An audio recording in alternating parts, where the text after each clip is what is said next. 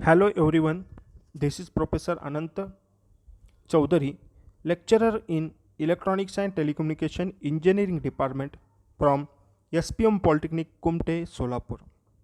We will continue our discussion on Unit 4 VHDL programming.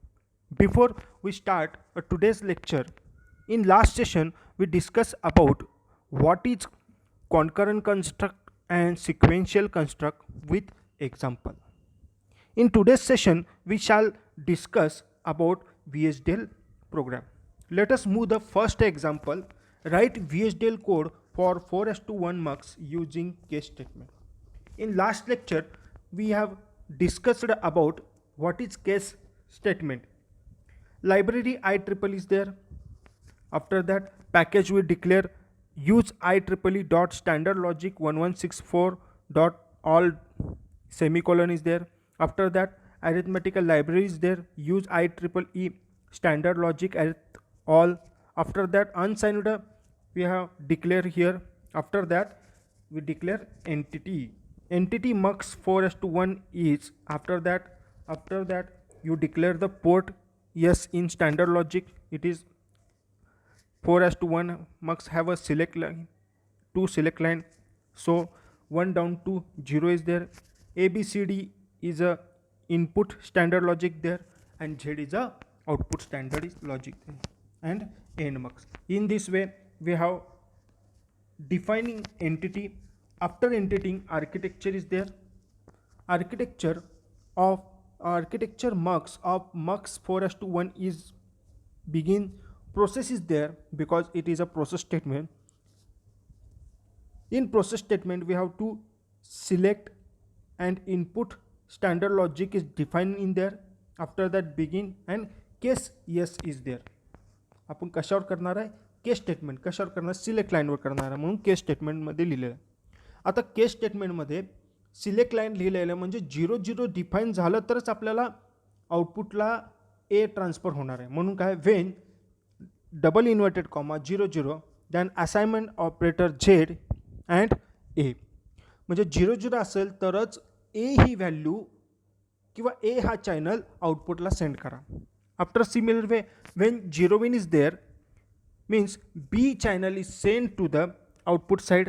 Again, when 10 is there, then C channel is sent to the Z output, and when 11 is there, then D channel will be sent to the output side.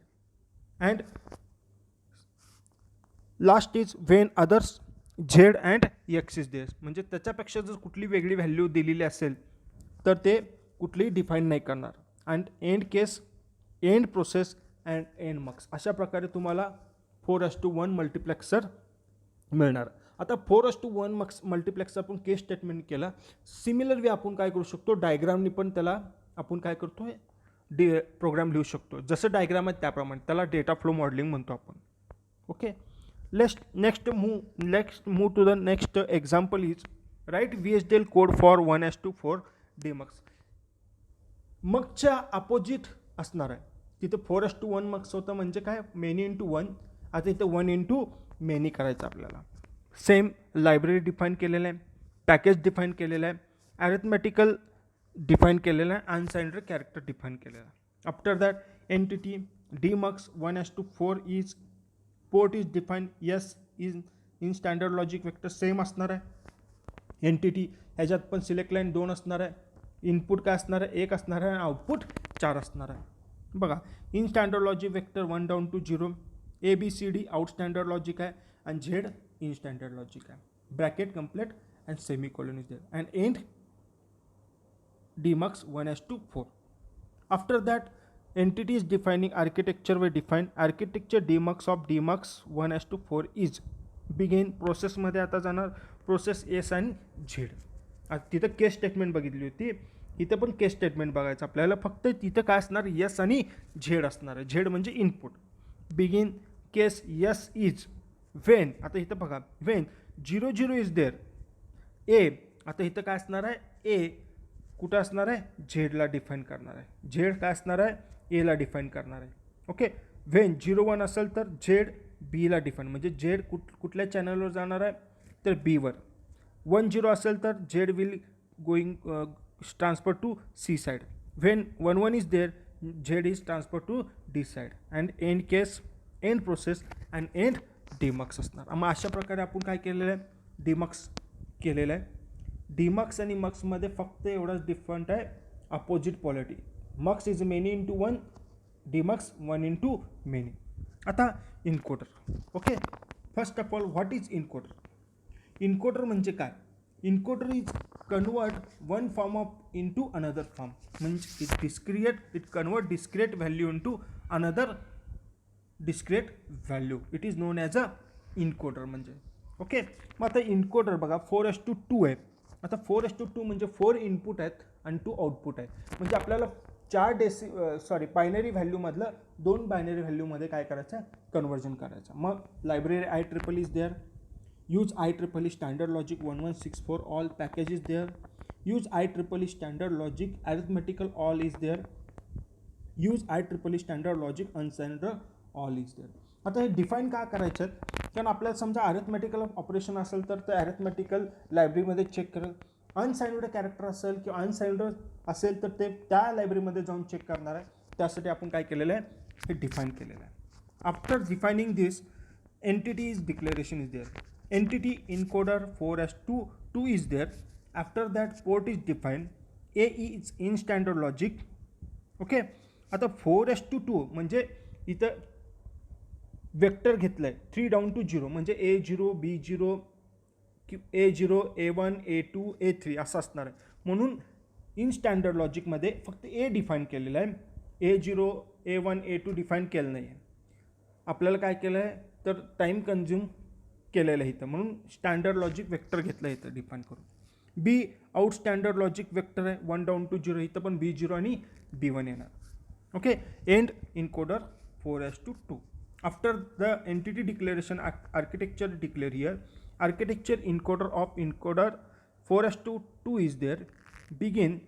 आता इथं when स्टेटमेंटनी केलेलं आहे म्हणून B assignment operator 0 0 असेल. Okay, value जर 0 0 असेल.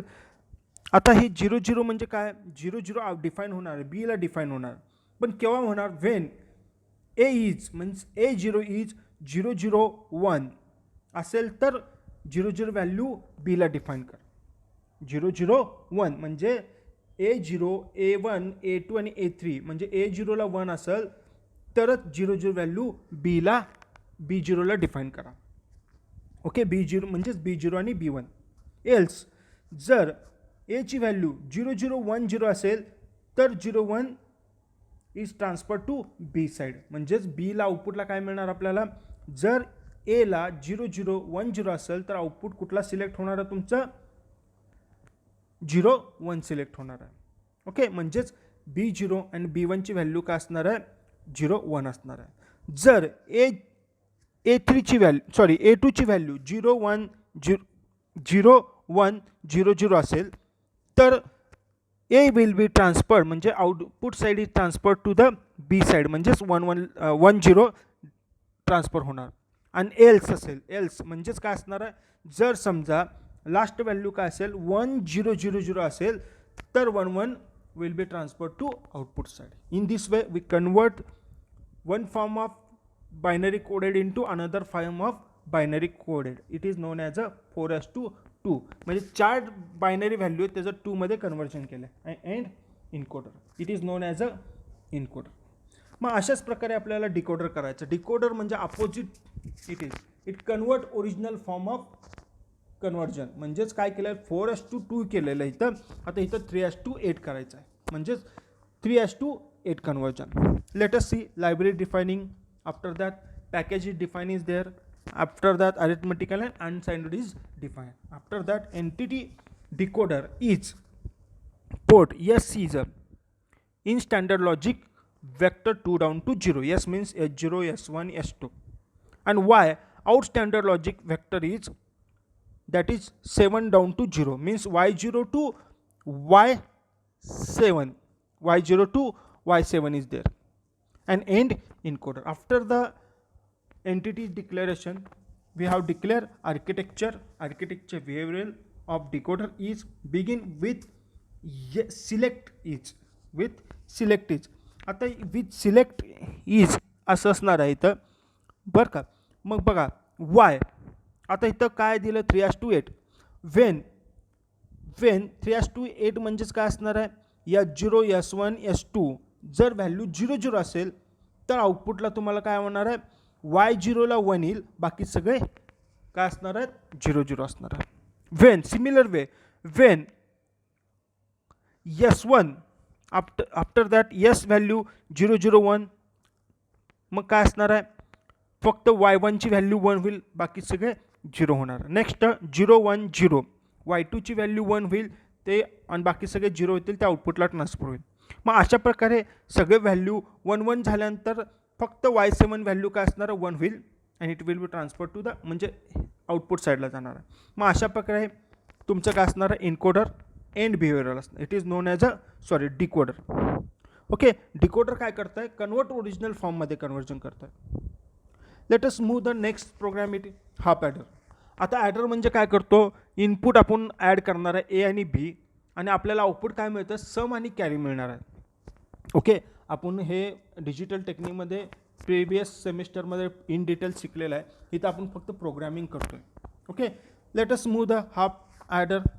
Library, package declaration, arithmetic and unsigned declaration. After the entity declaration is there, half adder is port A and B in standard logic is there, sum and carry is a output logic, and end half adder. After that architecture we define architecture adder of half adder is begin sum is equal to A XOR B. आता A XOR B असणार आहे sum, and carry का असणार आहे A and B असणार आहे, आणि end output मिळणार. अशा प्रकारे आपला जो ट्रूथ टेबल आहे तो ट्रूथ टेबल बघितला तर आपल्याला सॅटिस्फाईड मिळणार आहे. I hope you understanding all this program. Thank you.